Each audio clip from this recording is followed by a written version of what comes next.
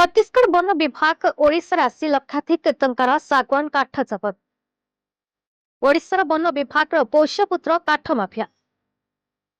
नवरंगपुर जिला रायगढ़ ब्लॉक एक उपांत छत्तीसगढ़ राज्यर सीमांतवर्ती अंचल होइथिबारु एहार फायदा उठाई विभिन्न समय असामाजिक काठ माफिया मानक कार्यकलाप दिनकु दिन वृद्धि पाइबा दृश्यमान।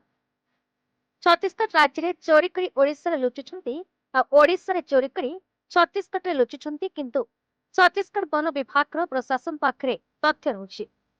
ओडिशा वन विभाग पाखरे किपरि तथ्य रहुना कोई रायगढ़ अंचलवासी पाखरे वर्तमान चर्चार विषय। सूचना प्रकार सकाळ भोर समय छत्तीसगढ़ वन विभाग एसटीएफ गोपाल कश्यप और रेंजर राकेश सिंह परिहार सूचना प्रदान नवरंगपुर डीएफ और रायगढ़ वन विभाग मिलित आनुमानिक प्राय 60 जन वन विभाग कर्मचारी अचानक सोनपुर डीएनके ग्राम चढ़ाऊ कर सागवान शाल प्याशाल काठ 10 लाख ऊर्ध्व प्रशांत विश्वास जतिन कुलू अभि विश्वास और ग्रामर अन्य घर जबत कर रायगढ़ वन विभाग कार्यालय आनी। प्रशांत विश्वास और विजय कुमार गंडक धरवा सक्षम अन्य फरार हो जाते। एटी रायगढ़ अंचलवासी प्रश्न करुछंती सोनपुर डीएनके ग्राम ठारू छत्तीसगढ़ वन विभाग 120 किलोमीटर दूर रे थाई सेमाने जानि परिले जे सोनपुर ग्राम रे लोकायत सागवान शाल प्याशाल काठ अछि किंतु रायगढ़ वन विभाग ठारू सोनपुर मात्र 3 किलोमीटर थिबा बेले रायगढ़ वन विभाग किपरि जानि पारुनहंती कहि रायगढ़ अंचल रे चर्चा बेस जोर चलछि।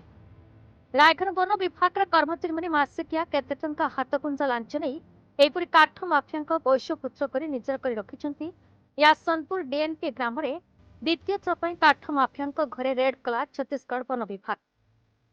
रायगढ़ वन विभाग फरेस्ट ऑफिस से एते परिमाण सागवान शाल प्याशाल काठ सोनपुर डीएनके ग्राम जबत हो आसी। आज दिन तमाम माप जब कर केते सेफ्टी काठ जबत है ताहा जानिपारि नाहंती किंतु 10 लाख ऊर्ध्व आनुमानिक होइथिबा कहि नवरंगपुर डीएफ सूचना प्रदान करछंती। रायगढ़ लालधर दुर्गांक रिपोर्ट बीई न्यूज ओडिशा।